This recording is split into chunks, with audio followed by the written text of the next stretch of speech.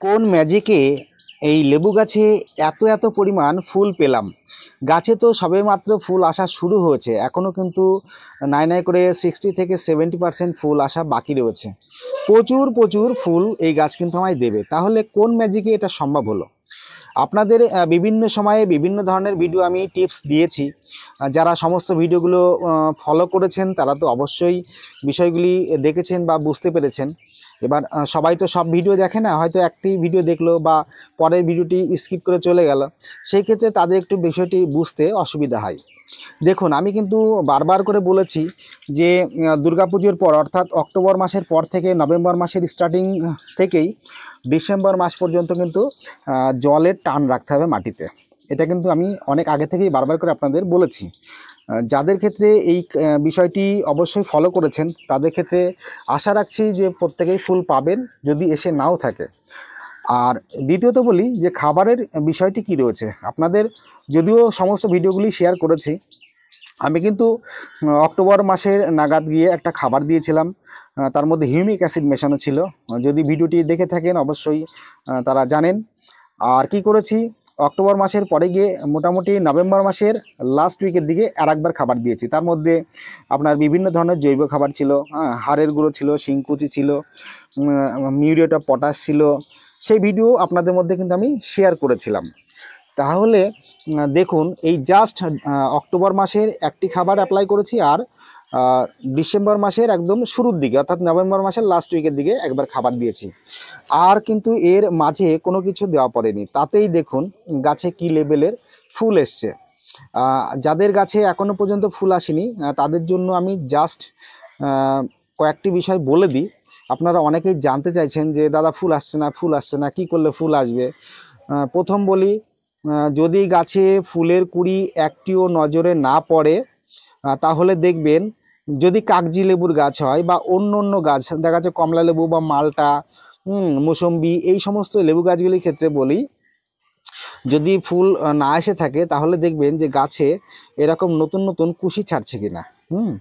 যদি এই কুশি নতুন ছাড়ে, সেই কুশির আগাতে ফুলের কুঁড়ি নজরে পড়ছে কিনা, এই বিষয়টি আগে লক্ষ্য করবেন। যদি এই নতুন কুশির আগাতে ফুলের কুঁড়ি নজরে পড়ে যায় তাহলে আপনি শিওর হয়ে যাবেন যে আপনার গাছে কিন্তু এবার ফুল আসা শুরু হচ্ছে। যদি দেখা যায় যে এরকম প্রচুর প্রচুর কুশি আসছে কিন্তু সেই কুশিতে যতগুলি কুশি আপনি লক্ষ্য করেছেন কোনো কুশিতেই ফুলের কুঁড়ি নজরে পড়েনি, সেই ক্ষেত্রে আপনাদের যেটা আমি বলবো যে একটু জলের সামান্য টান রাখবেন, তবে মাটি যেন একদম শুকিয়ে না যায় এই বিষয়টি লক্ষ্য রাখবেন। আর ফুল গাছে যদি চলে আসে তাহলে কিন্তু মাটির ময়শ্চারাইজার সঠিক মাত্রায় রাখতে হবে। অতিরিক্ত জল ব্যবহার হবে না, আবার একদম জল কমও দেওয়া চলবে না, তাহলে কিন্তু ফুল টেকানো মুশকিল হয়ে যাবে। এবার যদি ফুল না আসে তাহলে সামান্য একটু মাটিতে টান রাখবেন। আর আপনাদের জন্য জাস্ট যেটা বলবো, বোরন যদি আপনার কাছে থেকে থাকে তাহলে বোরন 1 লিটার জলে 3 গ্রাম ভালো করে মিশিয়ে পরন্ত বেলায় মাটিতে একবার দেবেন। এবার মোটামুটি 3 থেকে 4 দিন গ্যাপ রেখে দিয়ে আপনারা যেটা করবেন সেটা হচ্ছে, যদি মাটিতে বসানো গাছ হয় তাহলে আমি বলবো যে বোরন পাতায় স্প্রে করে দেবেন। আর যদি টবে বসানো গাছ হয় সেই ক্ষেত্রে টবের মাটিতে দেবেন, তাহলে বেশি উপকার পাবেন। আর মিউরেট অফ পটাশ মাটিতে বসানো গাছ হলে অবশ্যই গাছ থেকে মোটামুটি 1 ফুট দূরত্ব রেখে, যদি আপনার 4 বছর 5 বছরের পুরনো গাছ হয় তাহলে মোটামুটি 30 গ্রাম মতো একটা পরিমাপ নিয়ে গাছের 1 ফুট দূরত্ব রেখে মাটি খুঁড়ে চারিপাশ দিয়ে ছড়িয়ে জল দিয়ে মাটিকে একটু ভিজিয়ে দেবেন, তাহলে আপনারা ফুল পেয়ে যাবেন। আর এর পাশাপাশি আরেকটি বিষয় যেটি বলবো, যেটি গাছে ফুল আনতে খুব ভালো উপকার করে লেবু গাছের ক্ষেত্রে, এই আপনার হচ্ছে ম্যাগনেসিয়াম সালফেট। এটা ওষুধের ফার্মেসিতে খোঁজ করলে পেয়ে যাবেন। এই ম্যাগনেসিয়াম সালফেট টবের মাটিতে যদি ব্যবহার করেন তাহলে 1 লিটার জলে 3 গ্রাম দেবেন, তাহলে খুব দ্রুত ভালো কাজ পাবেন। তবে একবারই দেবেন, প্রত্যেকটি খাবার কিন্তু একবারই, তার বেশি ব্যবহার করতে যাবেন না।